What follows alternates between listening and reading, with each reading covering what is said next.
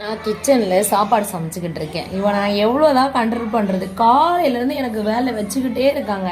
இப்போ என்ன பண்ணுறான்னு பார்த்தா ஆளை காணாமல் பெட்ரூமில் போய் தண்ணி ஊற்றிக்கிட்டு இருக்கானான்னு பார்த்தா அவன் என்ன பண்ணுறான்னு மட்டும் பாருங்களேன்.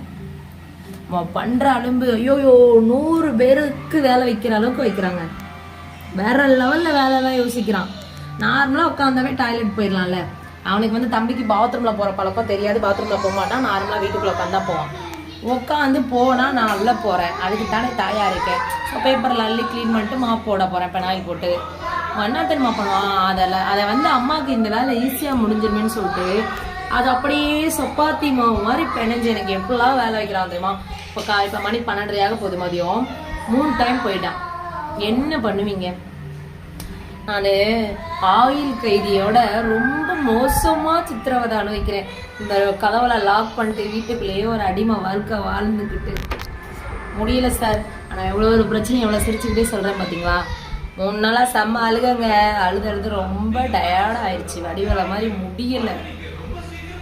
ஸோ இப்போ பாருங்க நான் என்ன பண்ணுறேன்னு பார்க்குறேன்.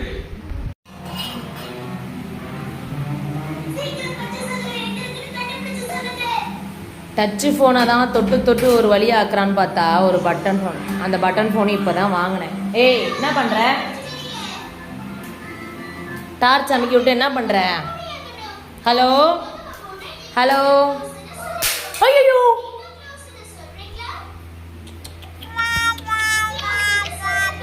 ஃபோனு, இந்த ஃபோன் இப்போ தாங்க வேலைக்காக வாங்கினேன். நிறைய பேர் அவன்கிட்ட ஏன் கொடுக்குறீங்கன்னு கேட்பீங்க. நான் கொடுக்கலைங்க. அவனா மேலே ஏறி எடுத்துட்டான். பரவாயில்ல, டச்சு ஃபோனுக்கும் இதுக்கும் இதான் வித்தியாசம் போல். உயிரோடு இருக்குது. வேலைக்கு போகிறதுக்காக பாப்பாவால் தம்பியை பார்த்துக்க முடியாதுன்னு சொல்லி அழுகுவா. நான் வந்து ஈவெண்ட் எடுத்து நடத்துகிறனால நம்மளை நம்பி லேடிஸ் வேலைக்கு வருவாங்க. ஒரு 10 பேர்கிட்ட எங்கள் வேலைக்கு வருவாங்க. அப்போ அவங்கள நான் காண்டாக்ட் பண்ணுன்றனால இந்த ஃபோன் நான் வாங்கினேன். நம்ம இப்போ 41,000 போட்டு டச்சு ஃபோன் வாங்கிட்டு அந்த ஃபோனை நான் இவன் கையில் கொடுத்துட்டு இந்த ஃபோனை நான் எடுத்துகிட்டு போவேன். டச்சு ஃபோனை உடச்சி ஒரு வழியாக ஆக்கிட்டான். ஃபோனே கொடுக்கக்கூடாது, வேறு வழி இல்லை. பாப்பா சின்ன பொண்ணு இல்லை, பார்த்துக்க முடியாதா? ஏய் போடா முட்டாள். எதுக்கு கீழே போட்ட? எதுக்கு கீழே போட்ட?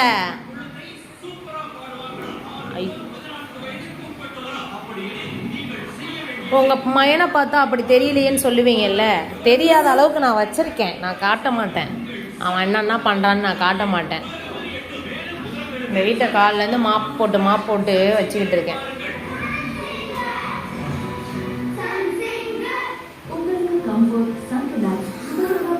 ஏய் ஃபோனை வை. டக்ஷான் ஃபோனை வை.